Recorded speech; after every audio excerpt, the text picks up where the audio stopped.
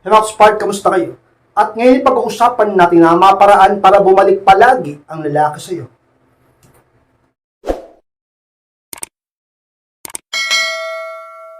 Kung handa na kayong lahat, masana po tayo at muli, be inspired.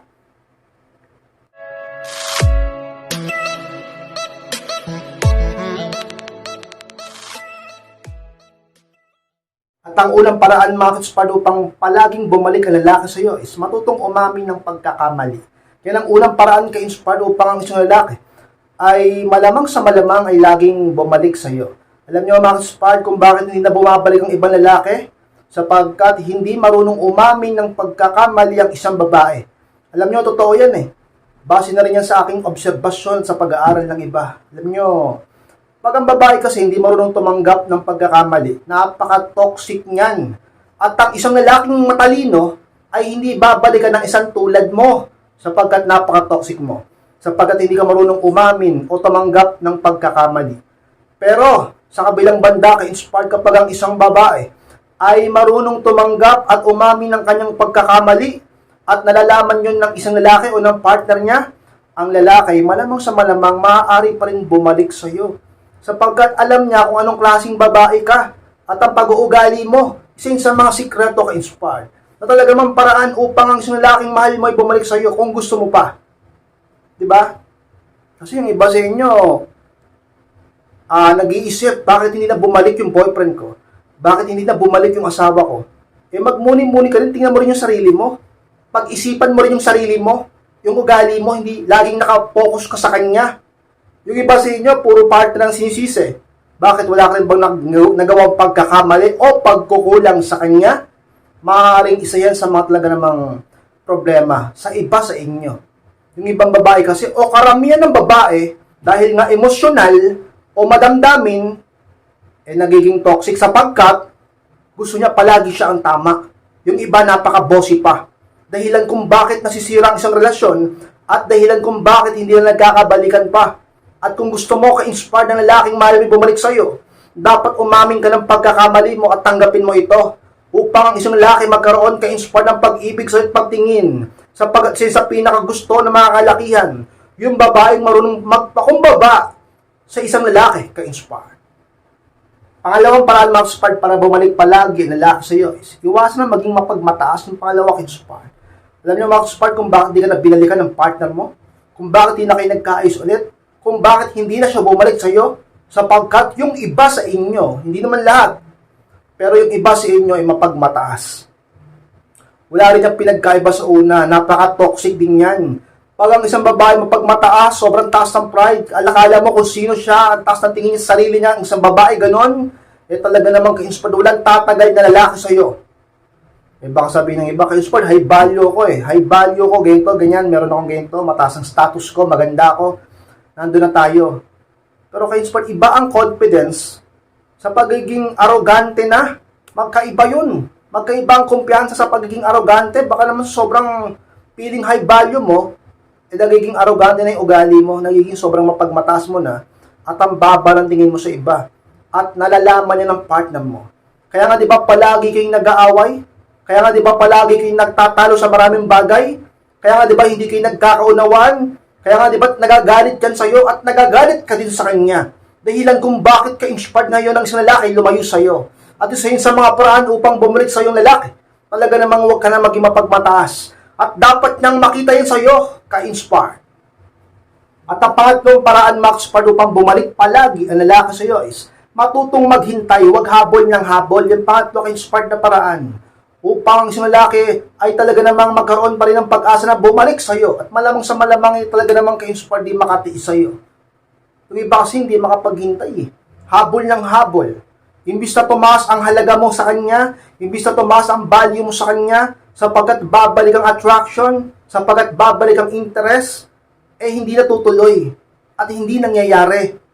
Napupurnada tuloy sapagkat masyado kang marupok at parang asong habol ng habol sa kanya. Imbis na bumalik ang halaga mo at ang pag-ibig niya sa iyo, nauudlot at hindi nangyayari. Kaya matuto kang maghintay. Matuto kang magtiis. Huwag matigas yung utak mo. Masyado matigas ang bungo mo Matuto ka ka-inspired na talaga namang mag-no contact rule kung ikaw ay binabaliwala niya. Sa tingin mo ba, kakahabol mo, babalik ang pag-ibig niya sa'yo? Eh baka sabihin ng iba, ka-inspired ako, binalikan ako. O talaga ba? Natuto ba yan? Malamang sa malamang kung hindi natuto, eh uulit pa rin yan. Uulit at uulit yan. At bumalik ba talagang halaga mo? O naawa lang sa'yo? O may kailangan lang sa'yo? O dahil sa napakakulit mo lang? Hindi dahil sa mismo ang puso niyang nagdesisyon na balikan ka. Kaya matutong maghintay. Magtiwala sa proseso. Talaga naman ka-inspired. Pataasin mo ang value mo. Huwag kang maghabol sa kanya. Kung ang lalaki pinagtatabuyan ka. Kung ang lalaki hindi nagpaparamdam sa'yo. Kung ang lalaki talaga namang hindi nagre-reply. Kung ang lalaki ayaw kang kausapin, nilalayuan ka, pinagtatabuyan ka, hindi nagpaparamdam sa'yo. Eh ganun din ang gawin mo sa kanya. Dumistansya ka sa kanya at bigyan mo siya ng space. Isa yun sa mga sikreto upang makapag-isip-isip siya. At sa katagalan, makita niya ang halaga mo. Matuto kang maghintay. Matuto kang magtiis. Habang naghihintay ka, mag-self-improve ka. Mag-focus ka sa ibang bagay, magpaka-busy ka upang hindi ka maging marupok at makaisip na maghabol sa kanya. Sa isang paraan upang ka-inspire na lalaki laging bumalik sa iyo. Sapagkat babalik at babalik ang attraction kapag wala ka sa paningin o sa tabi niya o sa buhay niya, ka-inspire. Pang-apat na paraan mga ka-inspire upang bumalik palagi na lalaki sa iyo is maging kapansin-pansin sa mga pagbabago mo. Pang-apat ka-inspired na paraan upang laging bumalik ang lalaki sa iyo. Eh ka-inspire anong ibig mong sabihin sa bagay na yan? Kaya nga napakahalaga na lagi kang mag-self-improve. Alam nyo, Max-Part, mahihirapan talagang bumalik ang lalaki sa'yo at hindi babalik ang halaga mo sa kanya kung hindi mo aayusin ang sarili mo. Mahihirapan pati ang lalaki na balikan ka. Oo, sabihin natin mamimiss ka niya kapag nag-no contact rule ka. Oo, sabihin natin ka-inspired na malulungkot siya. Unti-unting babalik ang halaga mo kapag ka nag-no contact rule ka. Pero iba pa rin at mas malakas pa rin kapag nag-self-improve ka. Para kapag ang lalaki nagdesisyong kausapin ka, makita ka, balikan ka at nakita niyang malaki ang pinagbago mo, mas lalo kang naging maayos, mas lalo kang gumanda at iba pa, mas gaganahan siyang ipaglaban ka at ang pag-ibig mo. Kaysa naman sa oo nga, nag-no contact rule ka, bumalik ang interest, bumalik ang attraction. Tapos, nung nagdesisyon siyang makipagkita sa'yo, nakita niya na losyang ka, yung mukha mo, yung sarili mo, lahat sa'yo, matuturn off pa rin. Diba? Kasi masyado ka nagpakalugmok ng mga panong hindi kayo nagkikita o nag-uusap. Diba? Kaya maging kapansin-pansin. Kaya pag nag-improve ka na, i-post mo, i-my day mo. Hindi para magpapansin lang sa kanya, kundi para maging proud din sa sarili mo. Hindi naman ibig sabihin na nagpo-post kayo ng mga magaganda nyong picture o mga positive na bagay o mga success nyo. Nagyayabang ka na o nagpapapansin ka na sa iba. Hindi ba pwedeng sabihin nating masaya ka lang din na i-post yun? Para saan pa pala yung social media? Diba? Para saan pa pala yun? Para lang magtingin ng kung ano-anong bagay na walang kwenta? Hindi ba ginawa rin naman ng social media para mag-post? Isa yun sa mga paraan ka-inspired upang makita niyang value mo at manumbalik ang pag-ibig niya sa'yo at manumbalik siya sa'yo. Isa yun sa mga paraan ka-inspired mag-self-improve ka. Huwag kang batugan dyan. Igalaw mo yung katawan mo, dagdag mo yung taba-taba mo, at sabihin natin ka-inspired na huwag kang talaga maging pabaya at ayusin mo ang sarili mo. Huwag kang mawala ng pag-asa at huwag mong pakinggan ang sinasabi ng ibang tao sa iyo. Lumaban ka. Ipakita mo sa lahat ka-inspired na hindi pa tapos ang laban.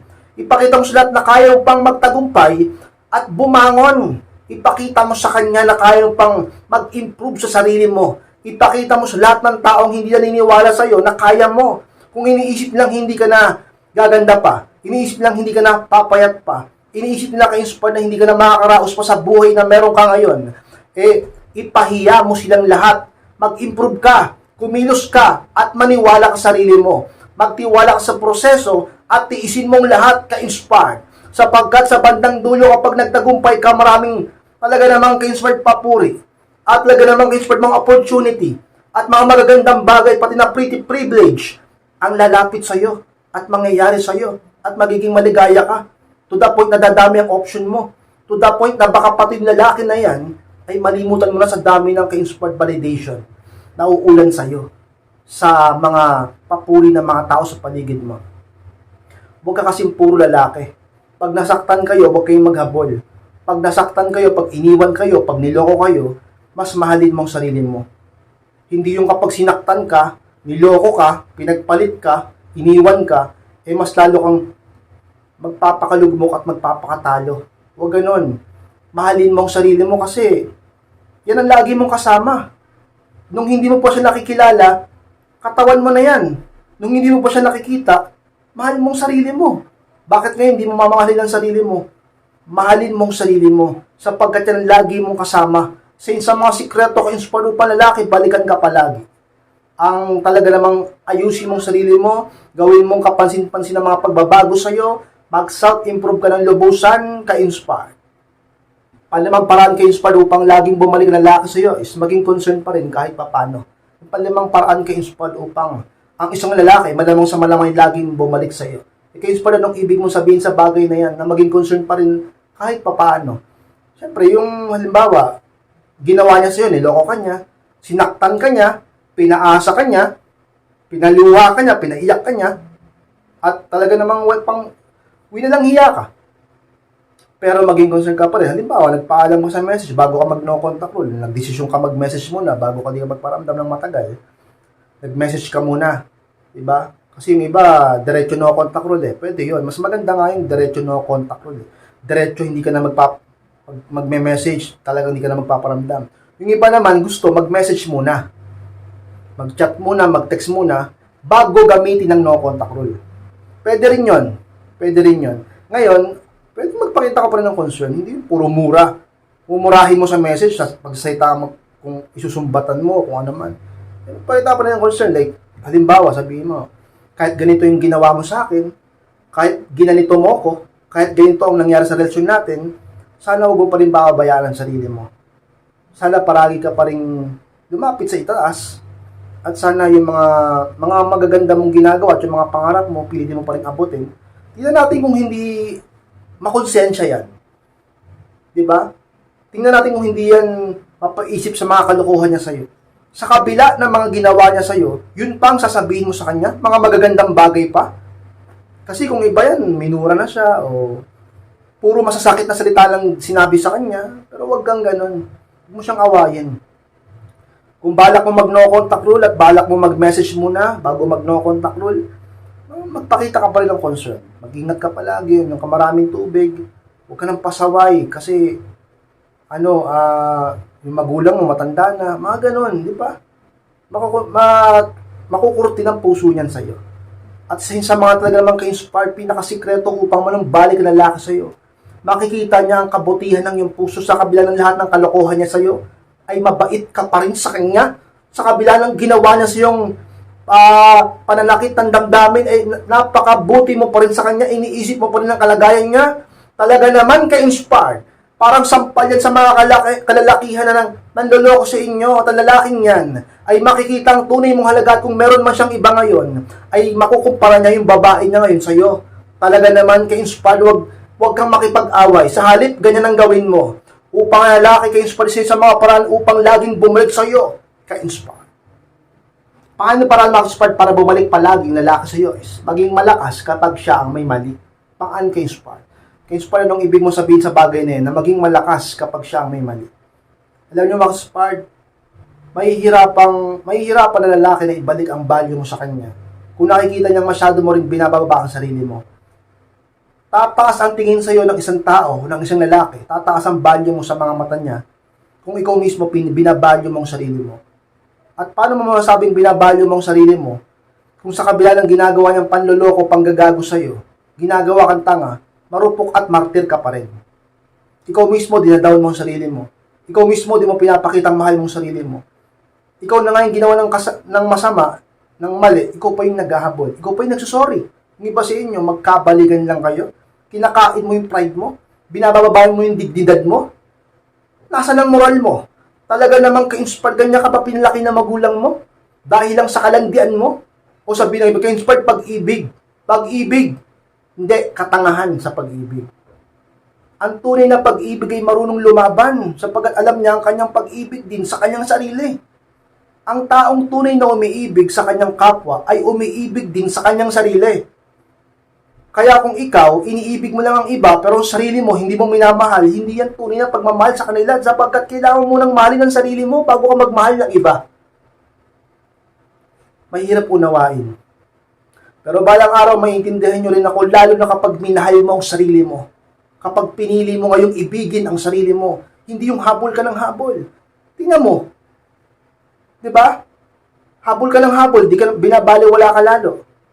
Kaya naman maging malakas ka. Pag ginawan ka ng masama, pag ginawan ka ng mali, huwag ka ng martir, huwag ka ng marupok, huwag ka ng tatanga-tanga dyan.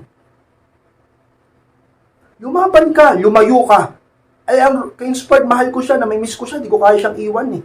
Di ko kaya makipaghiwalay. Bakit? Gold ba yung ano niyan, alaga niyan? Ginto ba yung itlog niyan? Para di mo magawang iwan. Ka-inspired, pilosopo ka naman eh. Tunay yung pag-ibig ko sa kanya, mahal na mahal ko siya. Mahal na mahal. Minamahal ka ba ng tunay? Talaga naman, ka-inspired, sa buhay na ito, dapat matuto kang makipaglaro. Hindi sa makipaglaro na gagawa ka ng masama. Ang buhay ay puno ng game. Ang buhay ay puno ng laro. Kailangan marunong kang sumabay sa laro. Hindi yung ikaw ang laging, para hindi ikaw yung laging natatalo sa laro. Malalim ang buhay. Malawak ang mundo.